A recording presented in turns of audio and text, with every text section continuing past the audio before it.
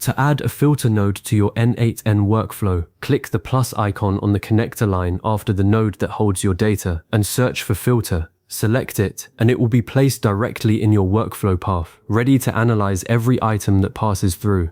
In this guide, I'll walk you through creating those filtering rules to control exactly which data moves forward in your automation. And if you find this helpful, please like and subscribe. Let's get started. Start by opening an existing workflow from your n8n dashboard.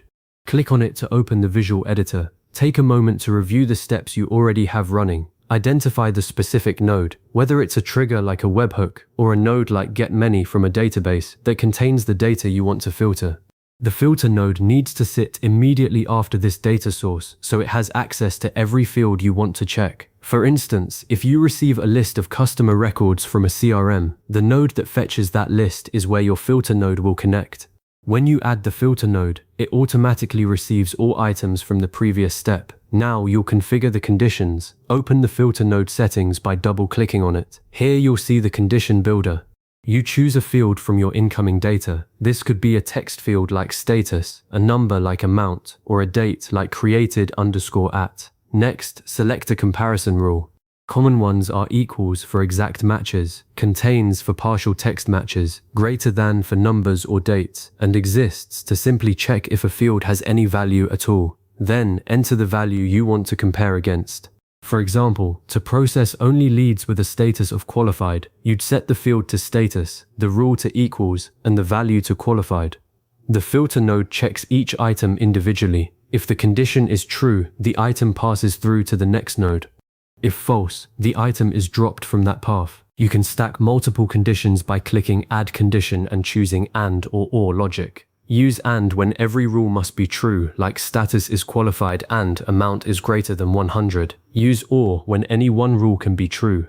A common mistake is forgetting that fields must match exactly, including case sensitivity. If your data has qualified with a capital Q, but you type qualified lowercase, the condition will fail.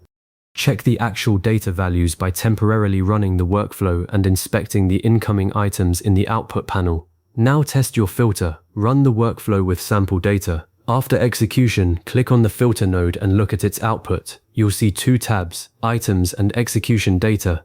Under Items, check how many items passed through compared to the total that entered. For example, if 100 records came in but only 12 matched, you'll see 12 items in the output. Click on one of those items to verify the correct fields are present. Then, to confirm non-matching data is removed, you can add a debug node like set or wait right after the filter, or simply check the execution logs to see that skipped items are listed as no matching output. If the filter didn't behave as expected, adjust the field name or value. Remember that field names are case sensitive and must match exactly what the previous node outputs. Once your filter works, continue building the rest of your workflow. Add the next action node like send email, create record, or HTTP request connected to the green output of the filter node. Only the filtered data will trigger that action. This is powerful because it prevents unnecessary work. For example, if you only send a notification for high-value orders, place the filter before the notification node. If you filter early, later nodes process far less data, saving execution time and API credits. Before you activate the workflow, do a final full test.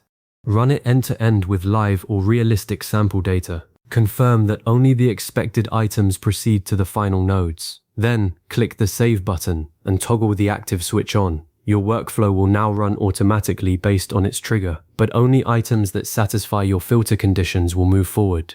Monitor the execution history over the first few runs to ensure the filter continues to behave as expected. Field names and incoming data could change, so review the logs periodically. Congratulations, you've successfully implemented a filter node in n8n. You now have precise control over which data flows through your automations, making them faster and more targeted. A great next step is to combine the filter node with an IF node when you want two different paths, one for matching data and another for non-matching data.